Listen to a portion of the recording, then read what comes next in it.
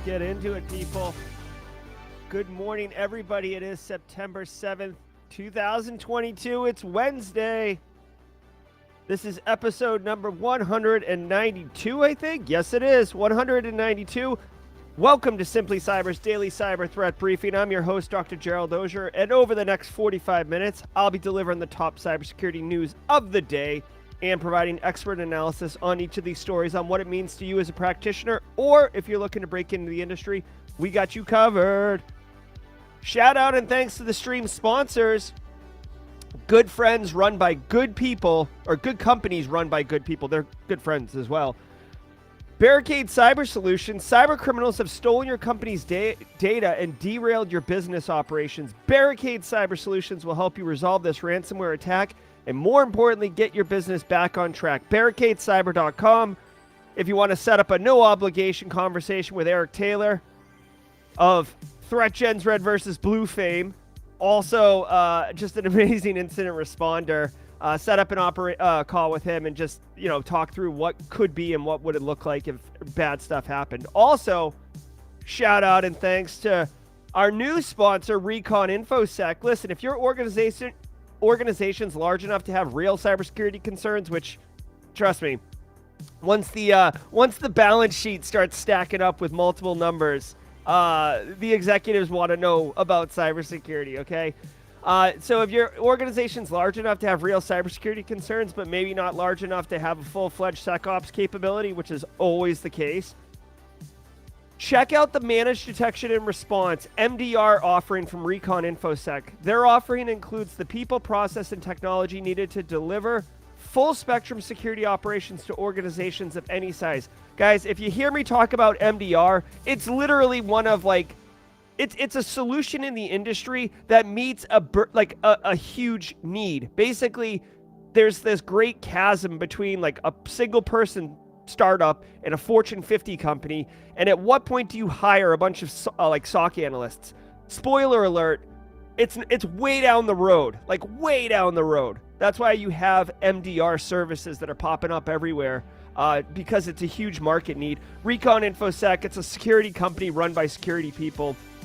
I love Eric Capuano and the guys over there. Now, I want to remind you, if you hold professional certifications that require CPEs, like maybe something from ISACA, something from GIAC, something from ISC Squared, something from CompTIA, something from TCM Academy. Each episode of the Daily Cyber Threat Briefing is worth half a CPE, so it stacks 2.5 a week, 10 a month. Be sure to document by saying what's up in chat. Literally the easiest and I would argue the most enjoyable way to earn CPEs. Now, if you are live, love it. Thanks for being here. I see you guys stacking up. Everybody, come on, move up to the front. No big deal. Make room for everyone. If you're on replay, put hashtag Team Replay in chat. Part of the way you can document for the CPEs is just saying what's up in chat. Now, listen, guys, it is Worldwide Wednesday. We started this trend officially last week. We nailed it. We're going to do it this week. Take a minute. We're going to say the pleasantries here. Have a sip of coffee.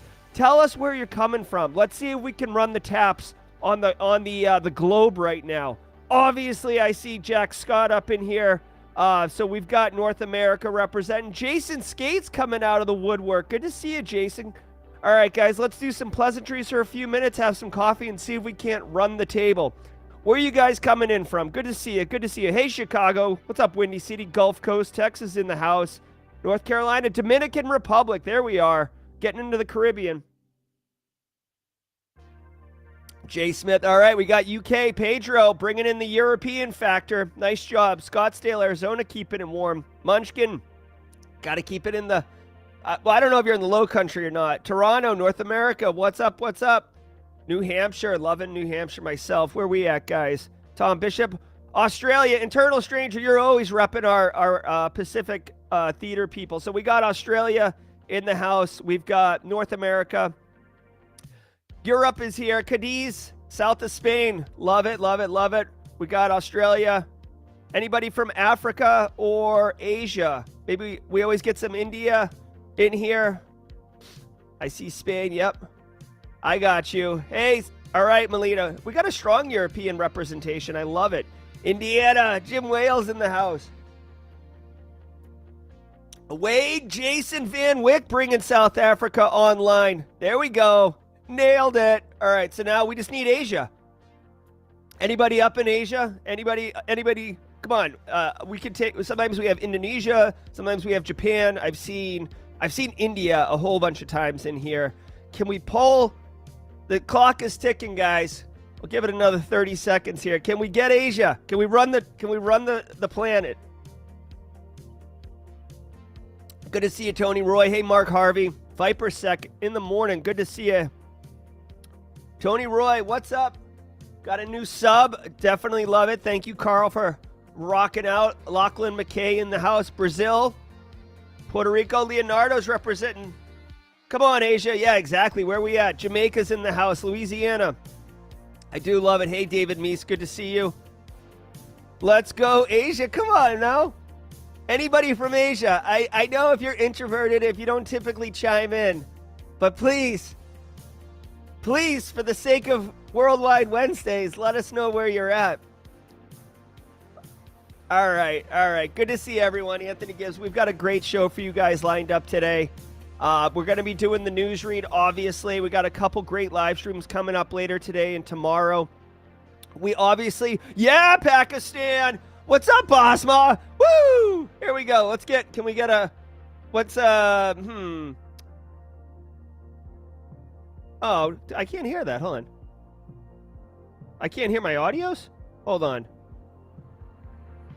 Oh, no. I can't hear my audio buzzers. Botswana's in the house. Thanks, Botswana. Oh, this is too bad. I don't know if you guys can hear my, I don't know if you guys can hear the my sound effects, but I certainly cannot hear them. That's a problem. Yeah, nothing besides the music. Yeah, same here. Can I do... Oh, well. That's a bummer. It's a bummer. See, with the Stream Deck, it's always hard because it's not like an app you can, like, restart or start. It's like, it is what it is. Let's do this. Yeah, let's do this, and then let's do this. I totally love it, guys. 2 for 2 on running Worldwide Wednesdays. We nailed it. Yeah, I don't have sound effects, guys. Whatever. Hey, you know what? It's a Simply Cyber production. It would have been weird if I didn't have audio issues. All right. Let's see. I'm looking at Robert Buchanan.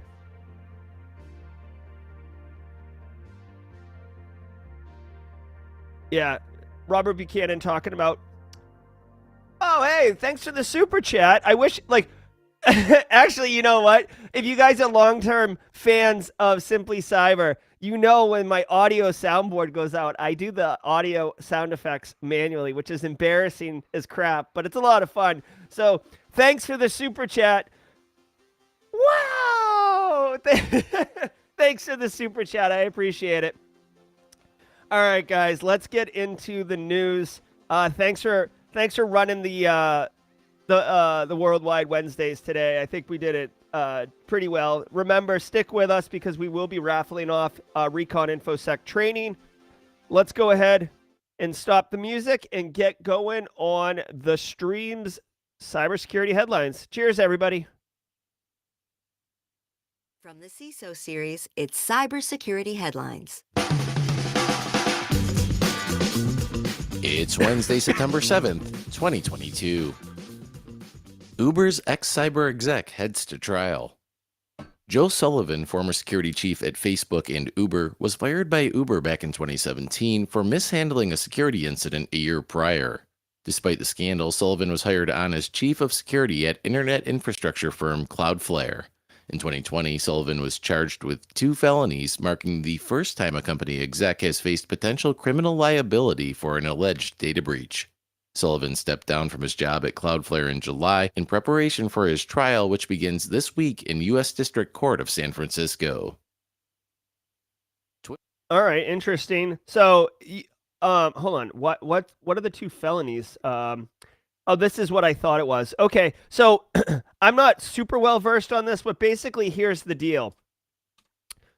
Uber, we all know what Uber is, right? Well, here's the deal. This guy was in charge of information security for Uber. They got like ransomware or something. And again, chat, fact check me if I'm a little bit off on this, but basically they had a cyber incident.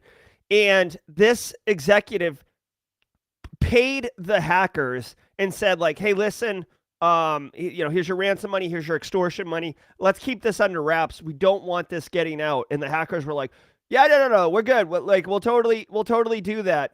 And then the hackers totally said something, right?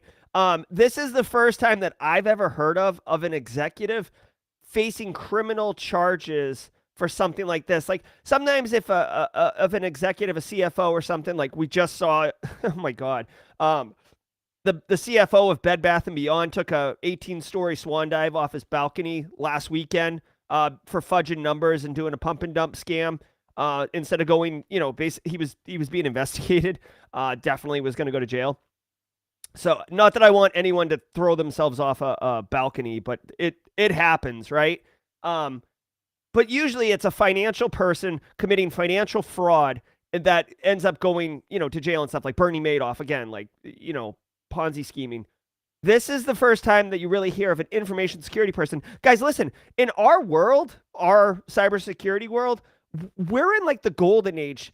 And this is going to sound horrible, but this is a fact. Again, this is like one of those, Kimberly, I need one of those, the more you know, rainbow video overlay things. Listen,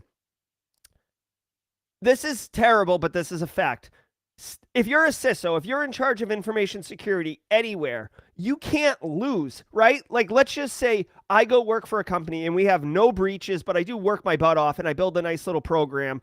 You could say, oh, it's because Jerry built this nice program that they never had any problems or they were able to be resilient and deal with this crap. Or I go work somewhere and I have a major cybersecurity incident. I'm talking like, rubber glove, grab your ankles, very invasive, like not good kind of cyber incident. Yeah, then I work through it and I'm a victim. And do you know how marketable it is to have a CISO that has gone through a full-blown incident? It's very marketable. I've worked somewhere where we hired a CISO, and the defining fact that edged that candidate from another candidate was that they worked for a major healthcare company that had suffered one of the most notorious cyber breaches in modern history around healthcare. Okay, so what does that all mean? It means as a CISO, you can't lose. Do a terrible job and get breached. Look at this experience you got. Do a great job. Don't get breached. Look at this experience you got. So all that's a long way to say that you can't really, you could close your eyes and swing and you'll hit something. All right. Now for this dude to get charged with 2 felonies, I don't know exactly what the 2 felonies are. I was trying to see in the story, but that's not good. That's really not good. It probably has to do with misleading investors. Maybe it's an SEC related crime. I'm not entirely sure. But as a publicly traded company, you cannot not disclose material facts that would affect the value of the company and stockholders' investments, right? It's not your money. It's not your business. You are a steward of the business. You're getting paid handsomely, mind you, but you can't be messing around. So definitely keep an eye on how this one parlays, because this actually has an opportunity to set precedents in legal precedents on how CISOs can be handled in certain situations, right? Felonies are no joke too, by the way. You can't vote, right? Some people might be like, "Ooh, who cares?" But like, listen, if you're a felon, when you fill out a job application, there's a question on it that says, are you a felon, right? You can't escape it. Now, granted, if you're like this guy who's like a rock star in the industry, maybe it doesn't matter. But for most mere mortals, you do not want to be a felon. Oh, no. Twitter fires back at Mudge for parroting Elon Musk. Twitter's lawyer, Bradley Wilson, said in a court hearing Tuesday that Peter Zatko, widely known as Mudge, never raised any concerns about spam and bot accounts on the platform while working at Twitter. Wilson claims that Mudge only started parroting Elon Musk's bot account allegations upon filing his whistleblower complaint against Twitter, which Wilson called, quote, very, very strange, end quote. Twitter's legal team added that addressing bot issues wasn't part of Mudge's job responsibilities. Mudge claims Twitter brushed off his bot account concerns and misled investors about the problem. Twitter say they've turned over Zatco's internal emails going back to 2021 and have indicated that the company has nothing to hide. All right. So this Twitter story continues to evolve. Really quick to catch you up if you're new here.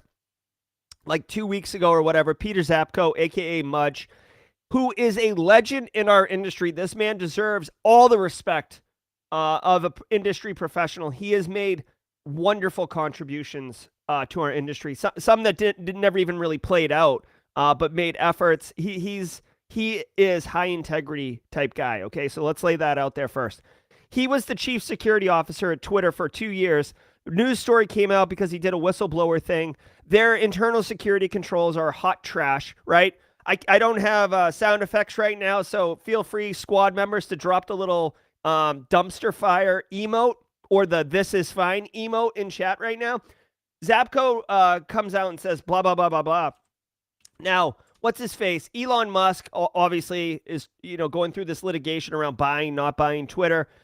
He's subpoenaed Zapko to come in.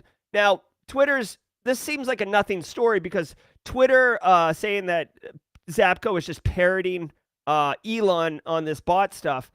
Listen, I don't know what Zapko has said about the bots, but I'll tell you what, as far as I'm concerned, and who am I? I'm a nobody, but like, as I mentioned at the beginning, Peter Zapko deserves all the respect and the widest berth of assuming positive intent and reasonableness. So if he's saying something about the bots, there's probably a good reason. The second thing I'll say, and I agree 100% with this, bot activity, spam activity, whatever you want to call it, that is not the responsibility of the chief information security officer or the chief security officer, right? Like, if you think about what are the roles and responsibilities of information security at an organization. Now, granted, he was the chief security officer, which is a slightly wider scope than information security officer. Sometimes chief security officer will also include physical security and a couple other pieces of security, maybe risk also. So it's not a clean line directly to bots and spam bots and all this other stuff. So I agree 100% with that it would not be Zapko's purview for him to say anything. He doesn't work on like an integrity board. He didn't work on like a user experience board or anything like that that I know of. So I could see that. Now, you could make the thin, brittle argument that as chief security officer, he was probably given a lot of shares or equity in the company of some sort, and now he's an owner of the company, and he would have some type of reasonable interest in the health of the company and the bot activity. But that's a straw man argument that is not really very strong. So I'll just say, I don't know why they're talking about this, but the bot activity and all this, that is not the purview of chief information security officer in any capacity. FBI warns of ransomware attacks on school districts. On Tuesday, the FBI, CISA, and MSISAC warned that a ransomware group called Vice Society is targeting K-12 school districts in the U.S. The joint advisory says schools should brace for spikes in attacks as the 2022-23 school year begins. Vice Society is known for their double extortion techniques, first stealing data before deploying one of several ransomware strains on victim networks. The FBI is urging districts to protect themselves by patching systems, training users on phishing, implementing multi-factor authentication, and reporting any malicious activity to the FBI. Incidentally, the Los Angeles Unified School District announced Tuesday that a ransomware attack took down some of its systems over the weekend. However, the attack is yet to be attributed to a specific ransomware gang. All right, so I haven't heard of Vice Society. It doesn't mean anything. I say this on stream all the time, and I'll continue to say it. It's Hive last week, and then it's Black Anchor or Black Cat or Black Alpha or Alpha Black or Black Knight, Dark Side, Conti, Vice Society today. Like, the names are going to change. There is way too much money. Straight cash, homie. There is so much money in ransomware that it is not going anywhere. It is not going anywhere. So if you are making efforts to stop Hive or making efforts to stop Conti, you are missing the forest for the trees. you need to implement fundamental foundational controls at the protection at the protection level and at your response level in order to promote resiliency for your organization and the business continuity, and to limit the impact of when a ransomware detonates, right? And there's a lot of different ways to do it, and this is why you hire someone who knows how to build an information security program in order to do these things. And I always joke about this, but like, don't worry about the detection controls. The threat actors will cover the detection controls. They will let you know that they've deployed ransomware in your environment. As far as this one goes, if you work in education, I my heart goes out to you. Okay, my heart goes out to you. I know that you have very limited funds, especially if you're a public school. Unfortunately, education gets screwed. As important as it is to educate our youth, it's one of the least funded ones. And just as a side digression, school teachers get paid dirt, and the expectation of them is way higher than just teaching. My heart goes out to anyone that does teaching, especially K through 12. You're doing God's work right there.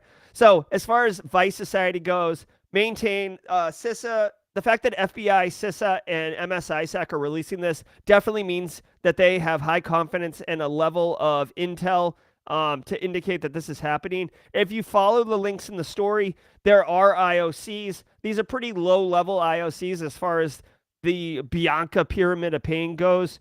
But if you can, block these email addresses, flag on these email addresses, obviously IP addresses for C2. This has a high confidence level, so you want to make sure that your firewall or your firewalls or your IP tables, if you're a smaller org or whatever, however you're controlling end user access and network activity, you're blocking these IP addresses and going back. By the way, going back in your logs and looking to see if any of these IP addresses were communicated with. Again, threat actors can change IP addresses like I change my underwear. So like the fact that this is published right now indicates to me that there's probably a chance that these IP addresses have already been changed. But you know what? It's all about vigilance. It's all about consistency. Keep doing what you're doing. Obviously, they have the mitered attack here. So if you want to like go a little bit deeper in how they actually execute, but again, guys, whatever. Vice Society, watch out. Samsung suffers another data breach. Hours before the Labor Day weekend began, Samsung announced its U.S. systems were breached again in late July. Samsung was also breached back in March by the Lapsus gang, who swiped source code and other confidential documents. This time around, Samsung has issued a poorly explained data breach notice stating that in some cases, hackers took customer data, including names, contact and demographic information, date of birth, and product registration information. The notice doesn't specify what demographic info is collected or why, but its U.S. privacy policy reveals a long list of info which includes device usage and precise geographic location, which are used for targeted advertising. It also remains unclear why it took Samsung more than a month to disclose the breach. All right. I got a little distracted. Of course, I looked at chat and I see you guys all joking about me changing my shorts and the frequency of that. So well played, people. Yeah, so this is just another security breach for Samsung. Lapsus breached them not too long ago, if you remember that one. Like for that hot minute that Lapsus was relevant. I don't know exactly what information they took, but it says they got demo data, a lot of privacy related information. So it looks like this data breach had to do with end user information. A lot of different things that we can do with end user information, guys. I guess the one thing I'll point about this is, expect to get a letter from Samsung about how they take privacy and security seriously. Your privacy and security seriously. I guess this is a good opportunity to think bigger picture about privacy data breaches, guys. Like anyone who says like, oh, like who cares if they know like where I'm at or whatever. It's like, no, like you got to see you got to see the data set a little bit bigger, right? They can use this precise geolocation data, which, by the way, thanks Samsung, super gross that you're actually capturing this and storing it for some reason that I don't understand why. But they can use that data to track like your daily paths, your daily patterns. You know, if you're a real threat actor, right, maybe you start looking for like you correlate that information from another data breach to find high value targets like whales with big Bitcoin wallets. Like I'm making up an example right here, but you know, millions of users, right? And then you have a like, I don't know, some type of, you know, Coinbase or Binance data breach or whatever. And you identify the high value targets. Well, now you've got their IMEI number for their phone. You've got their geolocation data. You know what their paths are, their patterns. You know what deli they go to, right? Et cetera, et cetera. Guys, I know it sounds like far-fetched and almost, you know, Hollywood movie, but here's the deal. Here's the deal, guys. If I can commit one crime and make $5-10 million, and it takes me a few months, and like I'm hyper focused on something like this, like why is it so unrealistic that it could happen, right? We're talking major money. It's not like I'm trying to steal like $25 or something, right? Where I'm spending a dime to save a nickel by, you know, flying all over the place and stealing all this data. No, we're talking huge amounts of money. And as we covered earlier, you know, like cash money, well, cash money, homie. I mean, money will make you do some weird stuff, dude. All right. So whatever. Samsung second breach. You know, like if you're already walking funny because you got kind of invaded on the first breach, the second breach is like, okay, like the way I'd almost equate it is like it's being thrown in a pool, right? You got thrown in a pool. You were just walking by. It's not like you had a swimsuit on. You got thrown in a pool, so you get out of the pool, you're dripping wet, and then someone runs up and shoves you again into the pool. Well, guess what? Who cares? I'm already soaking wet. My phone's already destroyed. Like you pushed me in the pool again. Like there's the impact is way less because the damage is already done. To thank this week's episode sponsor, Sneak. Developers want to code fast and security wants to ship securely, and they want to do it all from the cloud. That's why they both choose Sneak. Backed by industry-leading security intelligence, Sneak provides real-time scanning with automated fixes and remediation advice right from the tools and workflows developers use. Code, dependencies, containers, cloud environments, all of it. And while developers are building securely, Sneak gives security teams a bird's eye view of all their projects and cloud environments so they can prioritize and focus their efforts in the right places. Developer tested, security approved. Start your free Sneak account at sneak.co/cybersecurity. That's SNYK.co/cybersecurity. All right. So thank you so much to CISO Series. Guys, guess what time it is? It's that time. All right, guys. All this week to celebrate our newest sponsor, Recon InfoSec, they have donated 5 student licenses to their core SOC analyst training. The core training is a 4-day live. You can do it remotely or in person. I don't think they can do it in person, actually. I don't know if there's an in-person place, but it's a 4-day live, real deal SOC analyst training. I've taken the 2 days. This is the 4-day one.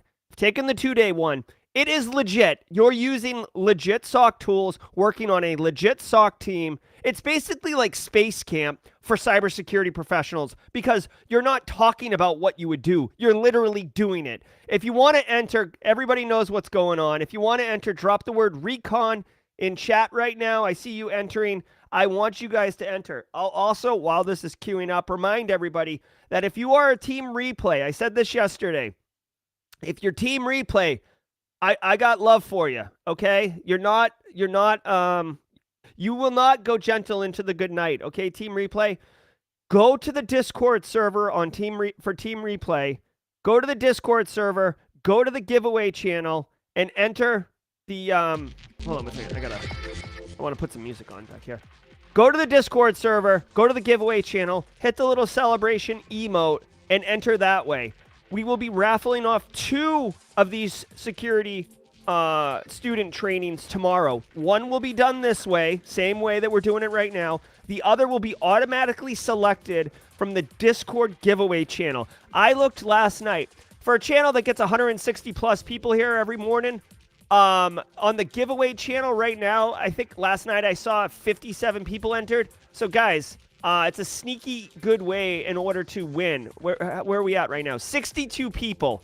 Guys, go to simplycyber.io/discord, exclamation point Discord in chat right now if you want to see it. Simplycyber.io/discord takes you to the Simply Cyber Discord server. There is a channel called Giveaway in that server. That is where the giveaway is being held. Thanks, Emmanuel, for the sub. Just hit the little emote and you'll be entered. 2 more people just entered right now. This will be drawn Thursday, September 8th at 10:38 a.m. So we'll be doing 2 tomorrow. Drop recon in chat right now to enter. All right, let's continue, and then we will select the winner at the end of this stream in about 15 minutes. Keybank's customer data stolen from third-party provider. Threat actors stole social security numbers, addresses, and account numbers of home mortgage holders at Keybank. The breach was allegedly caused by Keybank's third-party vendor, Overby Seawell, who provides insurance services. The bank publicly apologized to customers on social media over the weekend, offering them 2 years of free Equifax identity protection. While Keybank is working with Overby Seawell to identify the root cause, both companies have already been named in a class action lawsuit as a result of the breach. Ugh. Finland. Yeah, all right. This kind of sucks. All right, so if you have your mortgage through Keybank, you may be brought into this class action lawsuit if you want. Basically, a mortgage company suffered a data breach, and the details of their client population was compromised. Okay, this super sucks, but it's like any other data breach. The information's out there. You can't put the genie back in the bottle. You can't put the toothpaste back in the tube. So now all we can do is move forward with what is the impact and how do we manage the risk of that impact, right? 2 years of Equifax identity protection. Thanks. That's like getting a toothbrush when you're trick-or-treating on Halloween. Like, yeah, okay, thanks. I got something, but yeah, how about you just actually put better controls in place and then not, deal with this crap? What would happen if someone got mortgage information? Well, a couple things. One, if I was going to steal, if I got access to a mortgage data set and I'm a bad guy, my immediate first thought is, let's sort by mortgage value, right? So now we got the high ticket mortgages up at the top, right? Like multi-million-dollar homes, whatever, maybe apartment, like complexes, right? Like tens of millions of dollars. Find who the person is with that, because they got money. I'm now filtering my target list from potential fishes to whales or spear fishing opportunities, right? Okay, so now I've got my targets. Okay, what's the next thing? If we're following the cyber kill chain, weaponization or weapon selection or whatever. All right, so we're going to do spear fishing. Payload delivery. Okay, I already know that you are a member of Keybank. I know that you're expecting this. How about I send you a phishing email from Keybank talking about the class action lawsuit, and click here if you would like to get $10,000, $2,000. Enter a believable amount. If you want to get your $2,000 of your piece of the class action lawsuit, or, oh, by the way, we're going to offer you 2 years of Equifax identity protection, a $1,500 value, or you could just click here to get $1,500 and sign up for your own privacy identity. Like, people are going to click on that. It's timely, it's relevant, it's an easy fish, and then boom, like I'm dropping malware payloads on your computer. I'm stealing your creds to log into your bank or whatever. This is a tailor-made attack right here. So, by the way, just to digress a little bit, I hate class action lawsuits. I feel like class action lawsuits, the victims don't get crap, and the lawyers are basically putting on the victims as like suits and wearing them to take a bunch of money, right? Because I don't know of any class action lawsuit, unless it's like an environmental one that forces a company like DuPont to like change the way they're dumping chemicals into the environment. Like, yeah, I'm all for that class action lawsuit.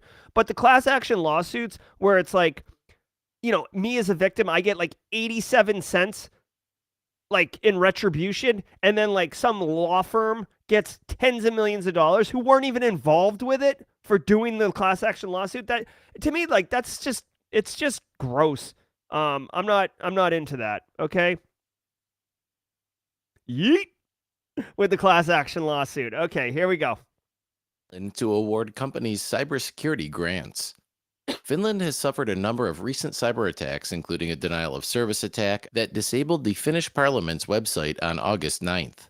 To help defend against future incidents in its critical sectors, the Finnish government will begin distributing cybersecurity vouchers for cybersecurity improvements to Finnish businesses. Businesses can earn vouchers totaling anywhere from 15,000 to 100,000 euros, depending on factors like size and for-profit status. Security experts are encouraged by Finland's track record of success using government programs to drive positive business change. All right. I love the idea. I'm not sure if it would work in the United States. Real quick, can we just talk for a second? If you're watching the stream right now, not listening, I get that this is probably a stock photo from Pixabay, but like, who designed this? This is like where law and legislative business is handled, and they have 3 statues. The one right behind the main guy is showing his butt off, and then this guy's not wearing pants. Like, what are we doing here? Like, how could you even focus on real legislative matters when you're looking at this guy's like oversized? Like, what are we doing here? I would request that this be altered slightly. I hate to be a prune, but like, this is like, Finland after dark. You know what I mean? Like, can we put a robe on this guy's at least? Maybe like a loincloth or something. All right, so here's the deal. The Finnish government is offering government program subsidies where they're going to pay cybersecurity companies through grants in order to do stuff for the Finnish government, right? It's a good idea. You're incentivizing. Guys, you got to remember, I mean, this is really no different than what we do in the United States with like government contracts. But if you look, you can see these vouchers are designed for small and mid-sized businesses. I do like that because then it's actually helping prop up the economy. So it's not like the big ones like the Booz Allen, the Deloitte's coming in and swooping up all the money. Small businesses like Barricade Cyber and Recon InfoSec have a chance to win these contracts, which is cool. Apparently Finland's had some level of success with this in the past. So it'll be interesting to see how this goes.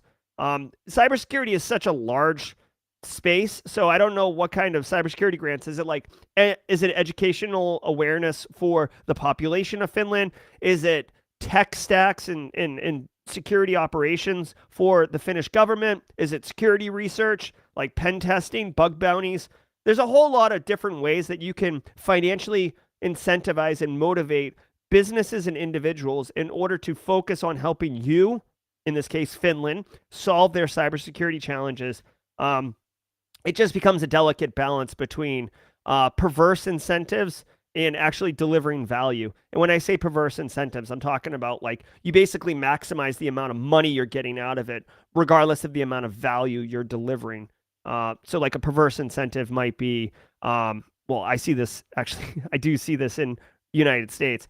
A perverse incentive might be a company like Booz Allen, a really big company, partnering with Recon InfoSec as a small business, giving them 51% of the contract, and then deploying all the forces of Booz Allen in order to win that grant, and then really execute the work. And like basically Recon InfoSec just gets a taste of the money and Booz Allen continues to operate. That's one example of a perverse incentive that actually literally does happen in the United States. I digress. Anyways, way to go, Finland. I think this is a good idea. Firms report supply chain ransomware compromise.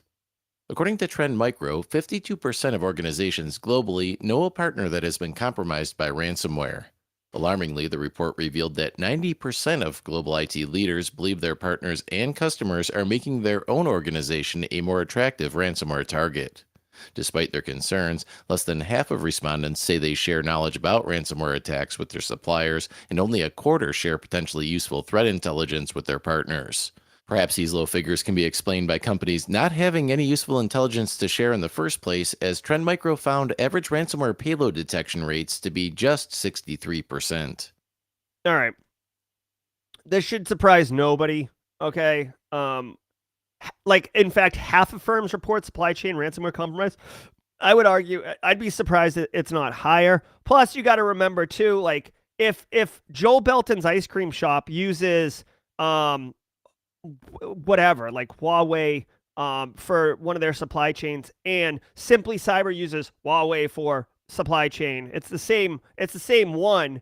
But if Huawei suffers a data breach, a ransomware incident, then both Joel Belton's ice cream and Simply Cyber are reporting that their supply chain suffers ransomware.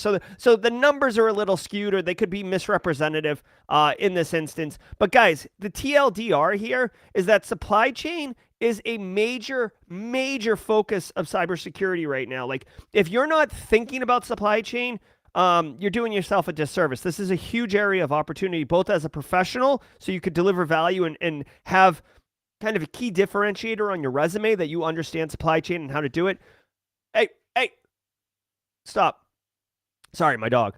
All right, so listen, a couple things. One, industry is investing heavily. We've heard a couple stories already about how Google, Amazon, Microsoft are investing in supply chain security, both in the open source security space and, overall supply chain, like with third-party risk management, tooling, contracts, expectations. Like, anyone here who's filled out a vendor security questionnaire, base case, I'm looking at you. You know that it's not really the best idea, but the wheels are starting to move, get in motion. So that is, we're starting to make that way. The final thing I'll say, if you don't know, now you know. There's one, like, when NIST cybersecurity framework came out with version 1.0, when they released version 1.1, the major addition or the major modification was they added an entire supply chain category to the NIST cybersecurity framework. Okay. So it's not simple to understand. It's not a technical control where you just, stroke a check or flip a switch and you're off and running. It's much more complicated and entrenched in business operations, frankly. Minecraft is a minefield for malware. Security researchers have discovered that Minecraft is the most heavily abused game title by cybercriminals to deliver malware. Based on stats collected by Kaspersky between July 2021 and July 2022, Minecraft-related files accounted for roughly 25% of malicious file propagation, followed by FIFA, Roblox, Far Cry, and Call of Duty. While mobile gaming accounts for much smaller distribution volumes compared with PC, Minecraft dominates the mobile category as well with a 40% share. There is some good news, as researchers observed a drop in both overall volumes of malware distribution, down 30%, and the number of affected users, down 36%, compared to 2020. Yep. And that does it for today's cyber. Yeah, of course. Okay, listen, guys. I'm kind of running out of time here, so grant me a little bit of grace on going over the 45 minutes. No surprise here. Listen, Minecraft, Roblox, Fortnite, like, there's millions of people using the game, and a lot of them are young who don't know any better. A lot of them are young who don't have access to money. So when you offer them free stuff, free skins, free in-game currency, free hacks, free cheats, right? Remember when you were young, right? And you had like Ultima Online or World of Warcraft and you could like cheat or whatever? So threat actors write malware. It's very, very low hurdle to convince a 10-year-old or a 12-year-old or a 14-year-old or a 20-year-old to install this piece of malware. Now, it could be a Trojan where, yeah, you do get the free skin, but also I'm up in your box now and I'm able to like either hold your account ransom, change your cred, sell your expensive loot, a million different things. So there is no surprise here. The TLDR really is, you should be educating your younger population, your children, your nephews and nieces, your staff that's younger, right? Your 18 to 22-year-old staff, your 18 to 25-year-old staff, about be mindful of where you're getting stuff, right? If you're going to some bizarre website in order to download something to your machine, like, you're taking your risk in your own hands. Also, defense in depth, put EDR solutions on your box. maybe do some net, like if you have children, maybe get something like Net Nanny or one of these services that will monitor network traffic and look for malicious stuff. That way you can get in front of it before it's too late. But again, education is paramount. Security headlines, but remember, we're all right. There we go. So we are looking pretty good here, guys. Let me do this. We got the oh, I really wish I could do this. All right. Let's do the draft, and I mean the thing in 1 second. Just want to remind everybody that later today at 11:30 a.m. I will be shoutcasting with Clint Dungeon on ThreatGen's channel, Red versus Blue. Eric Taylor, who's currently undefeated in the esports competition of Red versus Blue, will be taking on Simon Lindstedt of the UK. This will be a live match. Eric will be blue, Simon will be red. I will be shoutcasting. I hope you can join us. It'll be rebroadcast on Simply Cyber's channel. Also, tomorrow at 4:30 p.m., we are inviting Irfan Shakil from OpSWAT to talk about specifically the OpSWAT Academy, which is a free training platform to learn critical infrastructure cybersecurity skills. It's a wonderful service for our community and an opportunity for you to get free education and be able to deliver value and make yourself more marketable. But I know everybody's excited about that, but what everybody really wants to know is who wins the training. So let's get into that right now. Best of luck to everybody. If you end up winning, you need to contact me on Discord quickly so I can validate you and then make sure that you get what you need. Good luck to everybody. Here we go. Winner, winner, chicken dinner. IDK. I don't know, I suppose, is what IDK is, but the winner is IDK. You can see Nightbot says IDK. IDK, you'll have to connect with me on, yeah, OMG, all exclamation points. You did it, IDK. All right, IDK.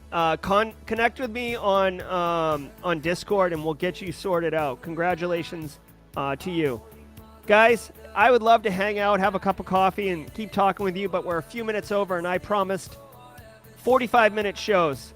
Oh, Justin Gold, renewing. Very love it. Oh, wow. I think, yeah. I do think the soundboard's working. It's just the audio is really low on it. I don't know. Guys, thanks so much. IDK, connect with me on Discord. Guys, solid showing today. Thank you so much. I hope you can join us tomorrow, later today at 11:30 for the ThreatGen Red versus Blue.